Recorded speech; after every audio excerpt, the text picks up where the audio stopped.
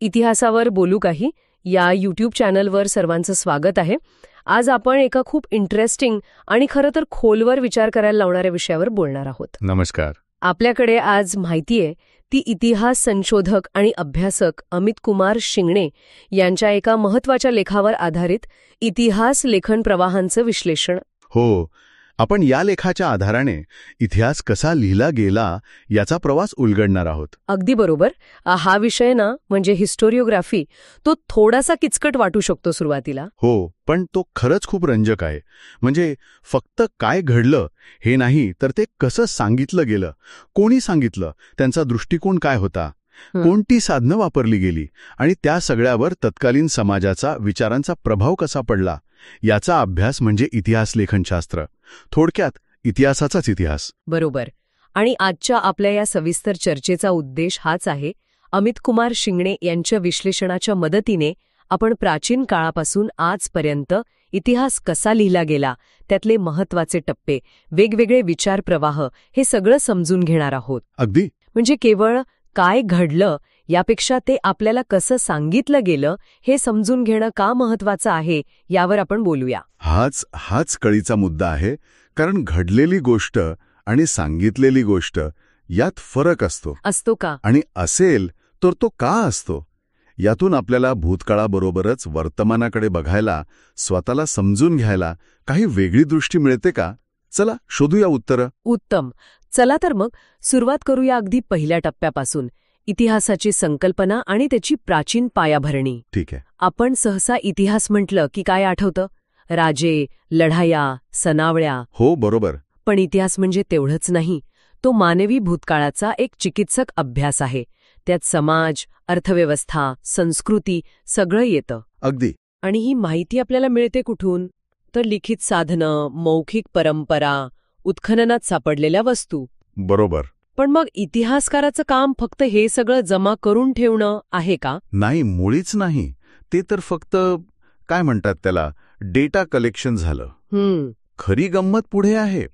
त्या साधनांचा अर्थ लावणं, त्यांच्यातले धागेदोरे जोडणं, कुठे विसंगती आहे का ते पाहणं आणि त्यातून एक सुसंगत, तर्कशुद्ध असं कथानक म्हणजे नॅरेटिव्ह तयार करणं. हे महत्वाचं आहे. ही इतिहासकाराची खरी भूमिका. आणि इथेच मग इतिहास लेखनशास्त्राचा संबंध येतो. कारण हे कथानक तयार करताना इतिहासकाराचा स्वतःचा दृष्टिकोन, त्याचे नकळत असलेले पूर्वग्रह, त्याची विचारसरणी हे सगळं त्यात उतरतं. म्हणजे मग पूर्णपणे वस्तुनिष्ठ 100% तटस्थ इतिहास शक्य आहे का? हाच तो $1 मिलियन प्रश्न. काय वाटतं? मला वाटतं कठीण आहे. बरोबर. पूर्ण वस्तुनिष्ठता हे एक आदर्श ध्येय आहे, पण ते गाठणं मानवी पातळीवर जवळजवळ अशक्य आहे. कारण इतिहासकार काही व्हॅक्यूममध्ये काम करत नाही. तो त्याच्या काळाचा, समाजाचा, विचारांचा एक भाग असतो. त्याचे स्वतःचे संस्कार असतात. बरोबर. त्यामुळे इतिहास म्हणजे फक्त भूतकाळाचा आरसा नाही, तर तो इतिहासकार आणि त्याचा काळ यांच्यातला एक संवाद आहे, असं E.H. कार म्हणालेत. अच्छा. आता या चिकित्सक इतिहासाची सुरुवात कुठे झाली हे पाहूया. आपण जातो थेट प्राचीन ग्रीसमध्ये. हिरोडोटस, इतिहासाचा जनक. हिरोडोटस.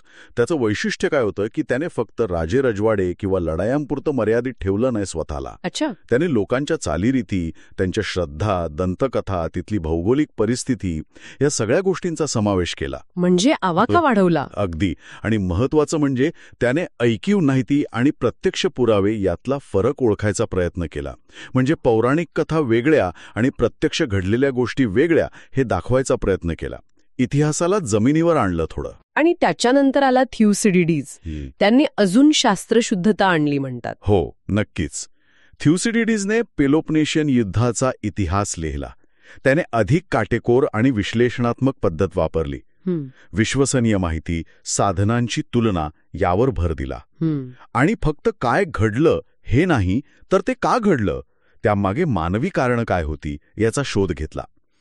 त्याचा हेतू फक्त नोंद करणं नव्हता, तर भविष्यातल्या पिढ्यांना यातून काहीतरी शिकायला मिळावं, मार्गदर्शन व्हावं हा होता. म्हणजे एक धडा म्हणून. बरोबर.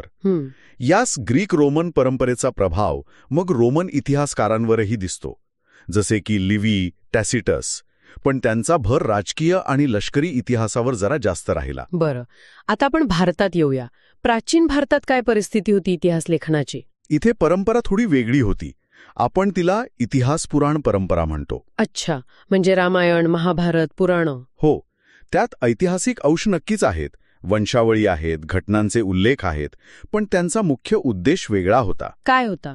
नैतिक आणि धार्मिक शिकवण देणं, आदर्श कसे असावेत, वाईट काय आहे हे सांगणं. त्यामुळे अचूक कालक्रम किंवा घटना जशीच्या तशी नोंदवणं यावर भर नव्हता. उदाहरणार्थ बाणभट्टाचं हर्षचरित. हो, ते एका राजाचं चरित्र आहे, पण त्यातही राजाची स्तुती, अलंकारिक भाषा यावर भर आहे. कालक्रम, वस्तुनिष्ठता याकडे थोडं दुर्लक्ष आहे. पण याला एक खूप महत्वाचा अपवाद आहे. कोणता? 12व्या शतकातला काश्मीरी पंडित कल्हण आणि त्याचा ग्रंथ राजतरंगिणी. ऐकलंय. हा ग्रंथ आधुनिक इतिहास लेखनाच्या खूप जवळ जाणारा प्रयत्न आहे. कल्याणाने फक्त दंतकथांवर विसंबून न राहता जुने ग्रंथ, शिलालेख, नाणी अशा वेगवेगळ्या साधनांची चिकित्सा केली. अच्छा. साधनांमधले विरोधाभास पण नोंदवले आणि महत्वाचं म्हणजे राजांच्या गुणदोषांसकट वर्णन करण्याचा प्रयत्न केला. म्हणजे निष्पक्षपाती राहण्याचा प्रयत्न. हे त्या काळात खरंच खूप वेगळं होतं. इथे एक फरक दिसतोय. ग्रीक परंपरेत इतिहास हा धर्मापासून वेगळा, सेक्युलर होता, तर भारतीय परंपरेत तो धर्म, नीती, परंपरेशी जोडलेला होता. बरोबर. आणि याच फरकामुळे 11व्या शतकात जो अल्बिरुनी भारतात आला होता, त्याला असं वाटलं की भारतीयांना इतिहास लेखनाची म्हणजे चिकित्सकपणे कालक्रमानुसार नोंदवण्याची फारशी आस्था नाही. कारण तो ज्या पर्शियन ग्रीक परंपरेतून आला होता तशी पद्धत त्याला इथे दिसली नाही. म्हणजे त्यांना भूतकाळाची जाणीव नव्हती असं नाही? नाही, अजिबात नाही.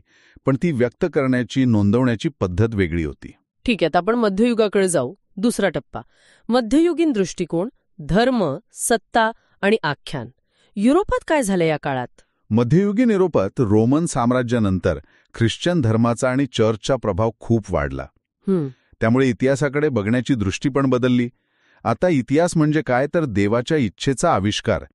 सगळं काही दैवी योजनेनुसार घडतंय. अच्छा. जगाचा शेवट कधी होणार असल्या धार्मिक कल्पना इतिहासाच्या मांडणीवर प्रभाव टाकू लागल्या. मग लिखाण कसं व्हायचं? 2 मुख्य प्रकार दिसतात. एक म्हणजे क्रॉनिकल्स किंवा इतिवृत्त. म्हणजे घटनांची, विशेषतः राजकीय, धार्मिक घटनांची कालक्रमानुसार सलग पण वर्णनात्मक नोंद. पण त्यात अनेकदा चमत्कार किंवा नैसर्गिक आपत्तींना दैवी संकेत मानलं जायचं. उदाहरणार्थ, मॅथ्यू पॅरिस नावाचा एक इंग्लिश भिक्षू होता. त्याने लिहिलेलं ग्रेटर क्रॉनिकल. आणि दुसरा प्रकार म्हणजे हॅगिओग्राफी, संत चरित्रे. अच्छा.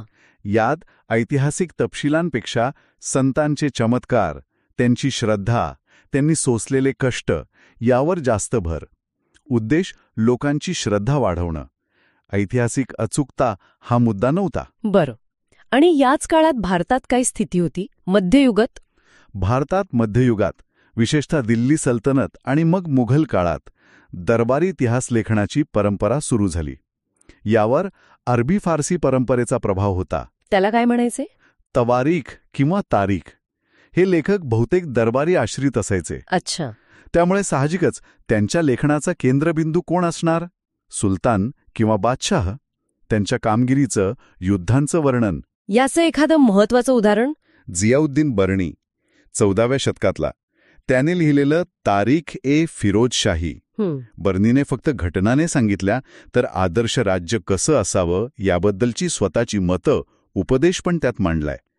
त्यामुळे आपल्याला त्याच्या लेखनातनं तत्कालीन घटनांसोबत त्याचा दृष्टिकोन, त्याचे पूर्वग्रह पण दिसतात. आणि आपल्या महाराष्ट्रात? मराठेशाहीच्या काळात? महाराष्ट्रात याच काळात म्हणजे साधारण 17व्या शतकानंतर बखर हा एक खास गद्य प्रकार उदयाला आला. बखर?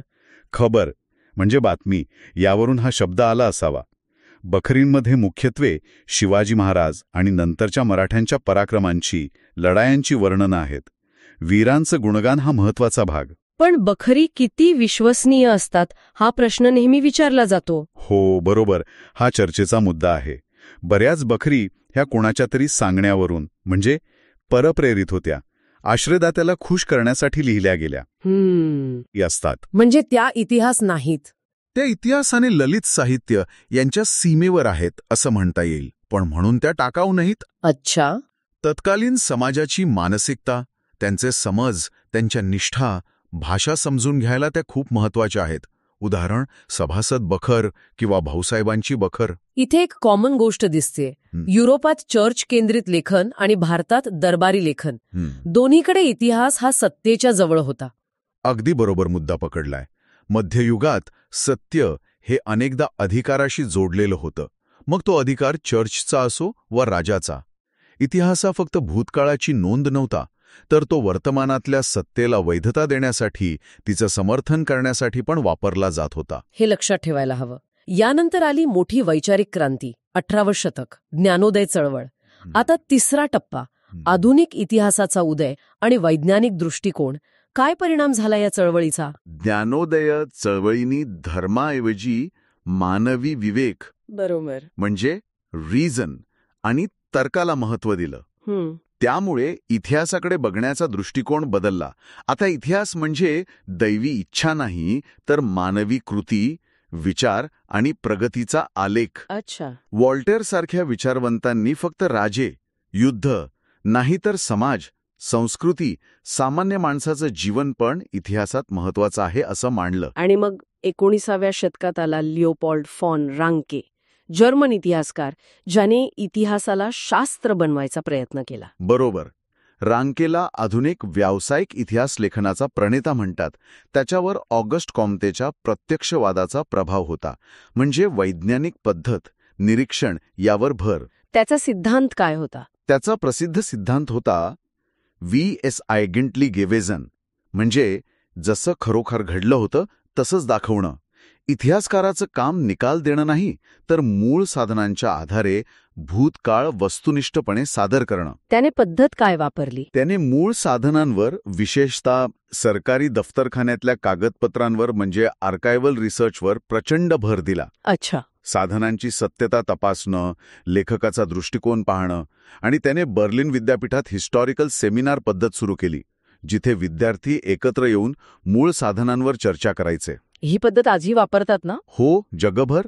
रँकेमुळे इतिहासाला एक शिस्तबद्ध व्यावसायिक स्वरूप आलं. पण मग ह्या वस्तुनिष्ठतेचा आणि मूळ साधनांच्या आग्रहामुळे काही मर्यादा पण आल्या असतील ना? अगदी आल्याच.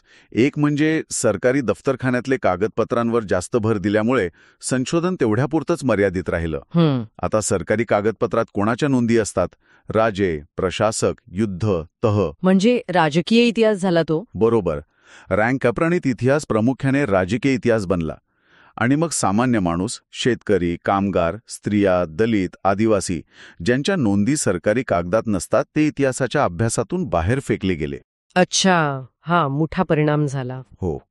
इतिहासाला शास्त्र बनवण्याच्या नादात तो नकळत राज्यशास्त्राची दासी बनला आणि त्यात एक उच्चभ्रू दृष्टिकोन आला. रांके वस्तुनिष्ठतेचा दावा करत असला तरी तो नकळत तत्कालीन राष्ट्रराज्य आणि सत्तेच्या चौकटीलाच बळ देत होता. आणि याच मर्यादांमधून मग पुढचे प्रवाह आले. अगदी. याच एकांगीपणावर टीका करत ॲनाल स्कूल, मार्क्सवादी इतिहास लेखन हे प्रवाह पुढे आले. बरोबर. आता भारतीय संदर्भात पाहूया. चौथा टप्पा, भारतीय इतिहास लेखनातील वैचारिक संघर्ष. ब्रिटिशांच्या आगमनानंतर काय बदलले? ब्रिटिश सत्ता आल्यावर एक नवीन प्रकारचं लेखन सुरू झालं, वसाहतवादी इतिहास लेखन, कोलोनियलिस्ट हिस्ट्रिओग्राफी. त्याचा उद्देश काय होता? मुख्य उद्देश होता ब्रिटिश राजवटीचं समर्थन करणं, तिला वैधता देणं आणि भारतीय समाज, संस्कृती कशी मागासलेली आहे, स्थिर आहे, अकार्यक्षम आहे हे दाखवणं. गोरमाणसाचं ओझं, ही कल्पना. अगदी. याचा प्रमुख उदाहरण म्हणजे जेम्स मिलचा हिस्ट्री ऑफ ब्रिटिश इंडिया. तो तर भारतात आलाच नव्हता म्हणे. नाही आला, तरी त्याने पूर्वग्रहांवर आधारित मोठा ग्रंथ लिहिला. आणि त्यानेच भारतीय इतिहासाची हिंदू, मुस्लिम, ब्रिटिश अशी धर्मावर आधारित विभागणी केली, जी पुढे खूप घातक ठरली. साहजिकच याला प्रतिक्रिया आली असणार. नक्कीच. याला प्रत्युत्तर म्हणून 20व्या शतकात आलं राष्ट्रवादी इतिहास लेखन, नॅशनलिस्ट हिस्टोरिओग्राफी. त्याचा उद्देश भारतीयांमध्ये त्यांच्या भूतकाळाबद्दल अभिमान जागवणं, आत्मसन्मान वाढवणं आणि स्वातंत्र्य लढ्याला वैचारिक बळ देणं. त्यांनी काय मांडलं? त्यांनी भारताचा सुवर्णकाळ शोधला. प्राचीन प्रगतीवर भर दिला, वसाहतवादी मांडणीतील चुका दाखवल्या. उदाहरणार्थ, सावरकरांनी 1857च्या उठावाला स्वातंत्र्य समर म्हणलं. यात कोण कोण होते महत्वाचे? रानडे, भांडारकर, राजवाडा, यदुनाथ सरकार, मजुमदार, जयस्वाल असे अनेक जण होते. म्हणजे हे दोन्ही प्रवाह अगदी विरुद्ध, पण यात काही साम्य होतं का? वरवर पाहता विरुद्ध असले तरी ते एकमेकांचे आरशातले प्रतिबिंब होते असं म्हणता येईल. अच्छा, कसं काय? दुसऱ्याने राष्ट्र उभारायला आणि दोघांचाही केंद्रबिंदू बहुतांशी राज्य हाच राहिला. या मोठ्या लढाईत सामान्य माणूस उपेक्षित घटक मात्र बाजूलाच राहिले. आणि म्हणूनच मग वंचितांचा इतिहास आला. बरोबर. ती पोकळी भरून काढायला. आता आपण 20व्या शतकातले आणखी काही महत्वाचे प्रवाह बघूया. 5वा टप्पा. सुरुवात करूया मार्क्सवादी इतिहास लेखनाने. मार्क्सवादी इतिहास लेखन अर्थातच कार्ल मार्क्स आणि एंजेल्सच्या विचारांवर आधारित. इतिहास म्हणजे मूलतः वर्गीय संघर्षाचा इतिहास. म्हणजे समाजाचा विकास हा उत्पादन साधनं आणि संबंधांवर अवलंबून असतो. ऐतिहासिक भौतिकवाद. त्यामुळे मार्क्सवादी इतिहासकार आर्थिक संरचना, सामाजिक वर्ग, शोषण आणि सामान्य शोषित वर्गाच्या अनुभवांवर लक्ष केंद्रित करतात. भारतात याची सुरुवात कोणी केली? डी कोसंबी, दामोदर धर्मानंद कोसंबी. त्यांचं काम खरंच खूप महत्वाचं आहे. ते गणितज्ञ होते ना? हो, मूळचे गणितज्ञ, पण त्यांनी प्राचीन भारतीय इतिहासाच्या अभ्यासात क्रांती घडवली. त्यांनी फक्त राजकीय इतिहास नाही पाहिला, तर समाज, अर्थव्यवस्था, संस्कृती, श्रद्धा यांचे आंतरसंबंध तपासले. त्यांनी पद्धत कोणती वापरली? त्यांनी अनेक शास्त्र एकत्र आणली. पुरातत्व, नाणेशास्त्र, मानववंशशास्त्र, भाषाशास्त्र. याला ते संयुक्त पद्धती म्हणायचे. त्यांचं वेगळं पण काय होतं? त्यांनी भारतीय इतिहासाला युरोपियन मॉडेलमध्ये तंतोतंत बसवायला नकार दिला. जातीव्यवस्थेचं विश्लेषण उत्पादन पद्धती आणि आदिम समाजाच्या संदर्भात केलं, जे खूप वेगळं होतं. खरंच प्रेरणादायी आहे. नक्कीच. आर.एस. शर्मा, इरफान हबीब हे पण याच परंपरेतले महत्वाचे अभ्यासक. याच काळात फ्रान्समध्ये एनाल स्कूल सुरू झालं. त्यांनी रांकेच्या इतिहासाला आव्हान दिलं. हो, 1929 साली लुसियन फेबर आणि मार्क ब्लॉक यांनी ॲनाल्स नावाचं जर्नल सुरू केलं. त्यांचा उद्देश होता रांकेच्या घटनाप्रधान इतिहासापलीकडे जाऊन संपूर्ण इतिहास लिहिणे. म्हणजे इतिहास अधिक व्यापक, मानवी, सखोल करायचा, फक्त राजकीय घटना नाही. त्यांनी कोणत्या नव्या संकल्पना आणल्या? खूप महत्वाच्या संकल्पना आणल्या. फर्नांडो ब्रॉडेलची ला लाँग ड्युरे म्हणजे दीर्घकालीन अवधी. हे काय आहे? ब्रॉडेल म्हणतो, इतिहासात फक्त वरवरच्या घटना महत्वाच्या नसतात, तर त्याखाली दीर्घकाळ टिकणाऱ्या संरचना, भौगोलिक परिस्थिती, हवामान, अर्थव्यवस्था, सामाजिक रचना, विचार करण्याची पद्धत ह्या जास्त महत्वाच्या असतात. त्या हळू बदलतात, पण त्यांचा प्रभाव मोठा असतो. समुद्राच्या लाटा आणि प्रवाह यांसारखं. अगदी तसंच. आणि दुसरी संकल्पना मार्क ब्लॉकची मानसिकता किंवा सामूहिक मानसिकता. म्हणजे लोकांच्या मनात काय होतं ते. हो, एखाद्या काळातले लोक जगाकडे कसं बघायचे, त्यांच्या श्रद्धा, भावना, भीती, आशा काय होत्या याचा अभ्यास. त्यांनी आंतरविद्याशाखी अभ्यासावर खूप भर दिला. मग मार्क्सवाद आणि ॲनल्समध्ये काय फरक होता? दोन्ही तळागाळात गेले? हो, पण मार्क्सवादाचा भर संघर्ष, क्रांती, आर्थिक संरचनांवर होता, तर ॲनल्सने सातत्य, हळू बदल आणि भौगोलिक व मानसिक घटकांवर जास्त लक्ष दिलं. कळलं. आता आपण आणखी अलीकडे येऊ. 1980 नंतरचे प्रवाह. 6वा टप्पा, समकालीन प्रवाह. यात भारतात सबऑल्टर्न स्टडीज म्हणजे वंचितांचा इतिहास खूप महत्वाचा मानला जातो. हो, नक्कीच. सबऑल्टर्न म्हणजे गौण किंवा अधीनस्थ, ज्यांच्याकडे सत्ता नाही असे लोक. या प्रवाहाचा उद्देश आहे तळागाळातल्या लोकांच्या, शेतकरी, कामगार, दलित, आदिवासी, स्त्रिया दृष्टिकोनातून इतिहास लिहिणे. त्यांचे अनुभव, संघर्ष, जाणीव यांना महत्त्व देणे. रणजित गुहा हे संस्थापक. त्यांनी कोणावर टीका केली? त्यांनी फक्त वसाहतवादी नाहीत, तर राष्ट्रवादी इतिहास लेखनावर पण टीका केली. अच्छा. ते म्हणाले की दोन्ही प्रवाहांनी फक्त उच्चभ्रू वर्गालाच कर्तेपण दिलंय. सामान्य जनता म्हणजे फक्त अनुयायी, त्यांना स्वतःची राजकीय जाणीव नाही असं चित्र उभं केलं. सबऑल्टर्न अभ्यासकांनी हे नाकारलं. त्यांनी मग इतिहास तळाकडून दिला, पण साधनं कशी मिळवली? त्यांनी उपलब्ध साधनांचंच, विशेषतः सरकारी कागदपत्रांचंच वेगळ्या प्रकारे वाचन केलं.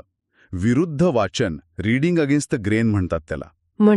म्हणजे जी साधनं ह्या लोकांना दाबण्यासाठी तयार केली होती, त्याच साधनांमधून त्यांचे आवाज, त्यांची बंडखोरी शोधायचा प्रयत्न केला. गायत्री चक्रवर्ती स्पिव्हाक, पार्थ चटर्जी हे महत्वाचे अभ्यासक आहेत यातले. यानंतर येतो उत्तर आधुनिकतावाद, पोस्ट मॉडर्निझम. हे जरा क्लिष्ट वाटतं. हो, थोडं अमूर्त आहे, पण महत्वाचं आहे. याने इतिहासाच्या मूलभूत कल्पनांनाच आव्हान दिलं. लिओतारने म्हटलं, महाकथनांवर अविश्वास. म्हणजे इतिहास म्हणजे प्रगती किंवा स्वातंत्र्याचा प्रवास किंवा क्रांती अशा मोठ्या एकसंध कथा, ग्रँड नॅरेटिव्ज आहेत, त्यांवरच अविश्वास. ह्या कथा सत्तेच्या असतात आणि त्या छोट्या कथांना दाबतात. आणि भाषिक वळण म्हणजे काय? म्हणजे भाषा फक्त वास्तवाचं वर्णन करत नाही, तर भाषाच आपल्यासाठी वास्तव निर्माण करते. आपण जगाला भाषेमधूनच समजतो. अच्छा. त्यामुळे इतिहास म्हणजे भूतकाळातल्या सत्याचा आरसा नाही, तर इतिहासकाराने वापरलेल्या भाषेतून तयार झालेली एक भाषिक रचना आहे, एक कथन आहे, असं हेडन व्हाईट म्हणाला. पण मग इतिहास म्हणजे काल्पनिक कथा का? तसं नाही, पण याचा अर्थ रँकेने जो वस्तुनिष्ठ ऐतिहासिक सत्याचा दावा केला होता, त्या सत्यापर्यंत पोहोचणं शक्य आहे का, यावरच प्रश्नचिन्ह आलं. इतिहास नेहमीच एक अर्थ लावण्याचा प्रयत्न असतो. सापेक्षता आली. बरोबर. या व्यतिरिक्त आणखी काही प्रवाह आहेत का? हो, अनेक आहेत, पण थोडक्यात दोन सांगतो. एक म्हणजे स्त्रीवादी इतिहास लेखन. हे महत्वाचं आहे. अदृश्य राहिले. यांचा उद्देश फक्त काही कर्तृत्ववान स्त्रियांची नावं जोडणं नाही, तर लिंगभावाच्या दृष्टिकोनातून इतिहासाची पुनर्मांडणी करणं आहे. ताराबाई शिंदे, पंडिता रमाबाई यांच्या विचारांशी जोडता येईल. अगदी. आणि दुसरा प्रवाह म्हणजे पर्यावरणीय इतिहास लेखन. Environmental history. हो, हा मानव आणि निसर्ग यांच्यातल्या संबंधांचा अभ्यास करतो. पारंपरिक इतिहास मानव केंद्रित होता, निसर्गाकडे फक्त पार्श्वभूमी किंवा साधन म्हणून पाहिलं. हा प्रवाह ते नाकारतो. हवामान बदल, संसाधनांचा वापर. हो, त्याचा समाजावर परिणाम आणि मानवी कृतींचा पर्यावरणावर परिणाम याचा अभ्यास. उदाहरणं, वसाहतवादी वनकायद्यांचे परिणाम. अमित कुमार शिंगणे यांच्या लेखात या सगळ्या समकालीन प्रवाहांचं छान विश्लेषण आहे, ज्यामुळे हे सगळं समजायला मदत होते. तर या सगळ्याचा एकत्रित परिणाम काय झाला? महत्वाचा परिणाम हा झाला की आज बहुतांश इतिहासकार मानतात की इतिहास हे फक्त तटस्थ विज्ञान नाही, ते एक राजकीय आणि नैतिक कृती पण आहे, जी सत्ता, ओळख, सामाजिक न्यायाशी जोडलेली आहे. इतिहासकार कोण आहे, कुठून बोलतोय, त्याची पोझिशनॅलिटी काय आहे, हे महत्वाचं ठरतं. त्यामुळे इतिहास लेखन आज जास्त आत्मचिकित्सक आणि बहुआवाजी झालं आहे. तर मग आपण हा सगळा प्रवास पाहिला, प्राचीन कथांपासून रांकेच्या विज्ञानापर्यंत आणि मग अनेक आव्हानांपर्यंत. केंद्रबिंदू काय घडले, वरून का घडले आणि आता त्याचा अर्थ कसा लावला जातो यावर आला आहे. अगदी बरोबर. इतिहास लेखन सतत बदलतंय. आज डिजिटल युग, बिग डेटा, आंतरविद्या शाखीय गरज ही नवी आव्हानं आहेत. पण त्याचवेळी इतिहासाचा सोयीस्कर वापर आणि फेक न्यूजच्या काळात चिकित्सक, प्रामाणिक इतिहास लेखनाचं महत्त्व जास्तच वाढलं आहे. इतिहास लेखनाचा अभ्यास आपल्याला ज्ञान, सत्ता आणि सत्य यांच्यातल्या गुंतागुंतीच्या नात्याबद्दल गंभीर दृष्टी देतो. आणि अमित कुमार शिंगणे यांच्यासारख्या अभ्यासकांचं संशोधन ही दृष्टी विकसित करायला मदत करतं. खरंच खूप छान चर्चा झाली. श्रोत्यांसाठी एक विचार मनात येतो. जर प्रत्येक इतिहास हा एक अर्थनिर्णय असेल, तर आपण भूतकाळाच्या नोंदींकडे कसं पाहावं? चिकित्सक राहूनही त्यातून शिकून आपली स्वतंत्र समज कशी तयार करावी? हा विचार करण्यासारखा प्रश्न आहे. या सखोल चर्चेसाठी आम्ही पुन्हा एकदा इतिहास संशोधक आणि अभ्यासक अमित कुमार शिंगणे यांचे आणि त्यांच्या इतिहास लेखन प्रवाहांचे विश्लेषण या अभ्यासपूर्ण लेखाचे मनपूर्वक आभार मानतो. त्यांच्या अभ्यासामुळेच आपण हे सगळं बोलू शकलो. इतिहासावर बोलू काही या यूट्यूब चॅनलकडून सर्व श्रोत्यांचे आभार. आजची चर्चा आवडली असेल, विचार करायला लावणारी वाटली असेल अशी आशा आहे. अशाच माहितीपूर्ण आणि विश्लेषणात्मक चर्चांसाठी आमच्या इतिहासावर बोलू काही या यूट्यूब चॅनलला नक्की सबस्क्राईब करा. धन्यवाद.